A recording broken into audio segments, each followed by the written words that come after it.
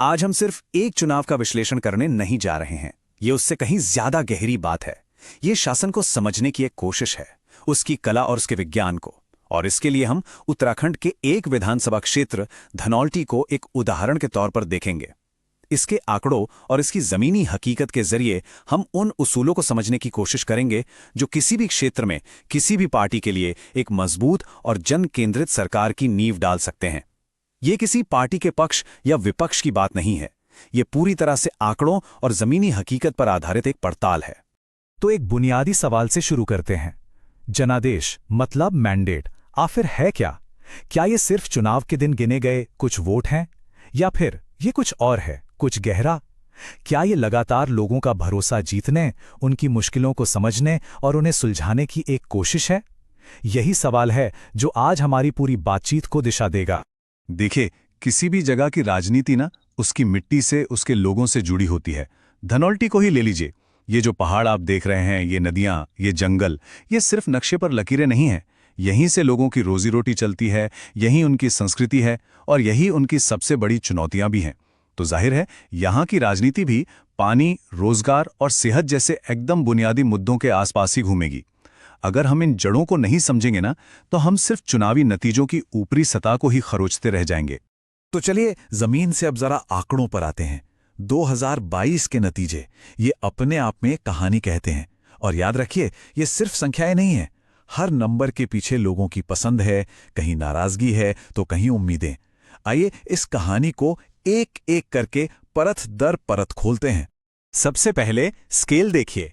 कुल मतदाता कितने थे? 86,675। 86,675। हर एक वोटर एक इंसान है, एक परिवार है, एक गांव है, एक उम्मीद है। ये नंबर हमें याद दिलाता है कि डेमोक्रेसी सिर्फ कुछ बड़े नेताओं का खेल नहीं है, ये हजारों आम लोगों की मिलीजुली आवाज है। अच्छा, अब अगला नंबर देखिए। 65.48%। मतलब 65% से भी ज्यादा लोगों ने वोट डाला। ये क्या दिखाता है? ये धनौल्टी के लोगों की जागरूकता दिखाता है। साफ संकेत है कि यहाँ के लोग राजनीति में दिलचस्पी रखते हैं। वो चुप नहीं बैठते, वो बाहर निकलते हैं, अपना हक इस्तेमाल करते हैं और अपने इलाके का भविष्य तय करने में हिस्सा लेते हैं। और इतना ज्यादा टर्नआउट ये किसी भी कैंडिडेट के लिए एक मौका भी है और एक बहुत बड़ी चुनौती भी। और अब वो नंबर जो शायद सबसे अहम है, 4,684। ये क्या है? ये है जीत का मार्जिन। लेकिन एक स्ट्रैटेजिस्ट की नजर से देखें तो ये सिर्फ हार जीत का अंतर नहीं है, ये है भरोसे का अंतर, द ट्रस्ट गैप। ये वो वोट हैं जो अगली बार पूरा खेल बदल सकते हैं। बिल्कुल सटीक संख्या है ये। और राजनीति असल में इसी गैप को समझने और इसे भरने की कला का नाम है। ये जो चार्ट आप देख रहे हैं ना, ये 2022 की पूरी कहानी एक ही फ्रेम में बता देता है। देखिए, बीजेपी को मिले 40.22% वोट, कांग्रेस को मिले करीब 31.97%। लेकिन असली कहानी यहां है इस तीसरे हिस्से में, 22.28% वोट। ये वोट कहां गए? ये गए निर्दलीय उम्मीदवारों को। मतलब विपक्ष का वोट बुरी तरह बट गया। और यही बंटवारा, यही नतीजों में सबसे बड़ा फैक्टर साबित हुआ। इससे यह साफ हो जाता है कि धनौल्टी की लड़ाई सिर्फ दो पार्टियों की नहीं है। तो ठीक है, हमने ये तो देख लिया कि क्या हुआ। अब सवाल ये है कि ऐसा क्यों हुआ। देखिए, चुनावी नतीजे ना आसमान से नहीं टपकते। इनके पीछे कई चीजें काम कर रही होती हैं। समाज का ताना बाना, जमीन के असली मुद्दे, किस पार्टी का संगठन कितना मजबूत है, ये सब अदृश्य ताकतें होती हैं। चलिए अब जरा इन्हीं ताकतों को समझने की कोशिश करते हैं। हर चुनाव क्षेत्र की अपनी एक सामाजिक सच्चाई होती है, अपना एक ताना बाना होता है।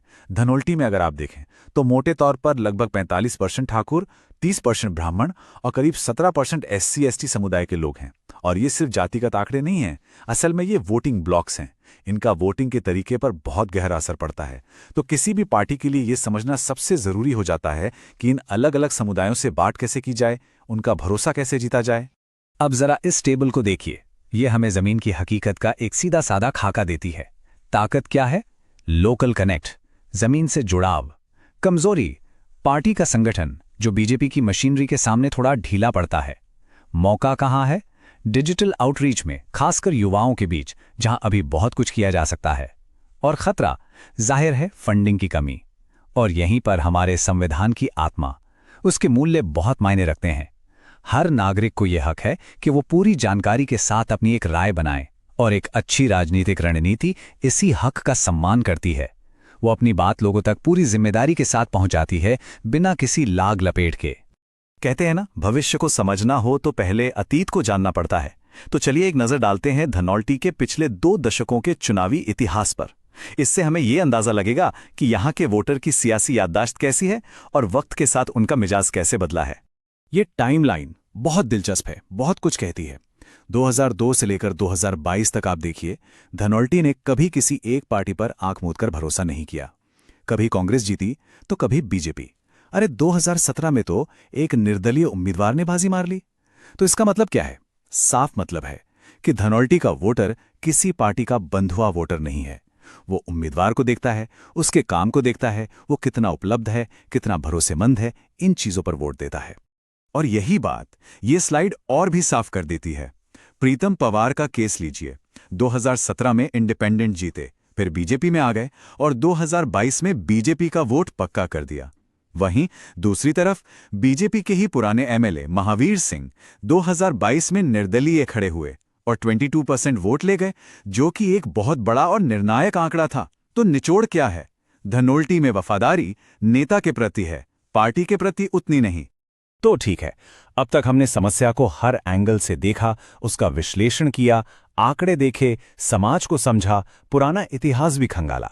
लेकिन एक अच्छे स्ट्रैटेजिस्ट का काम सिर्फ विश्लेषण करना नहीं होता, उसका काम समाधान देना भी है। तो चलिए अब इस पूरी समझ को एक ठोस एक्शन ओरिएंटेड ब्लूप्रिंट में बदलते हैं। किसी भी कामयाब रणनीति की पहली शर्त क्या है?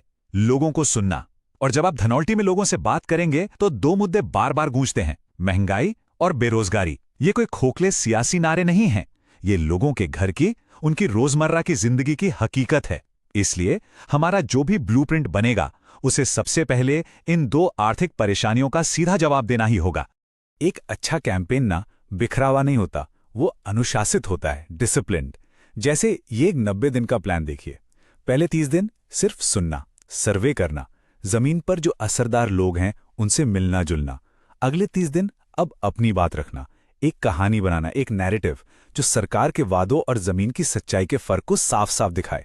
और आखिरी 30 दिन एक्शन, हर बूथ, हर दरवाजे पर दस्तक देना और आखिर में वोट को अपने पक्ष में मोबिलाइज करना।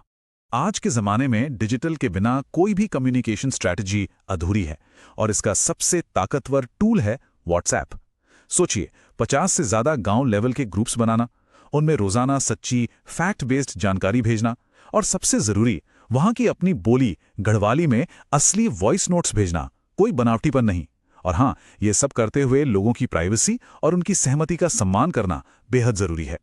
भारत का डीपीडीपी कानून भी हमें यही सिखाता है कि किसी की निजी जानकारी का इस्तेमाल उनकी इजाजत के बिना ना हो, क्योंकि सीधा संवाद ही भरोसा पैदा करता है।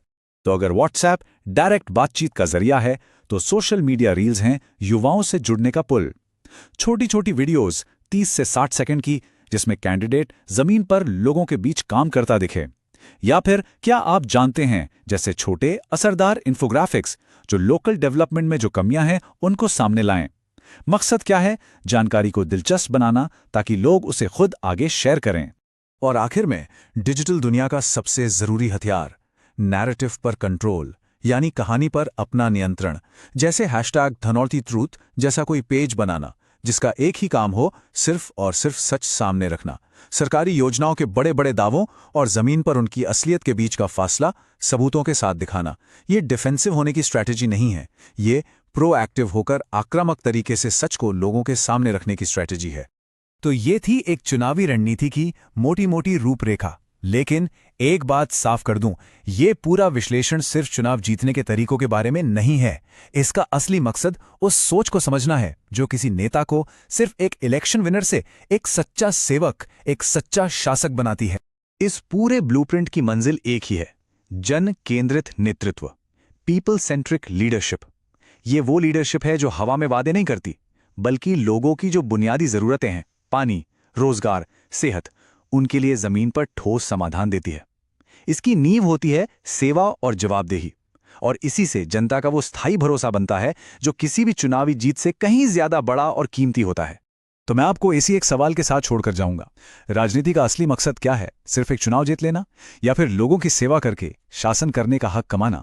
इसी सवाल के जवाब पर धनोल्टी और हिंदुस्तान के न जाने कितने ही इलाकों का भविष्य टिका है। अगर आप एक जनकेंद्रित नेता बनना चाहते हैं और अपने निर्वाचन क्षेत्र का उत्थान करना चाहते हैं तो blueprintstrategies.ai से mgr@blueprintstrategies.ai पर संपर्क करें या 08042044160 पर कॉल करें। राजनीति से परे उद्देश्य,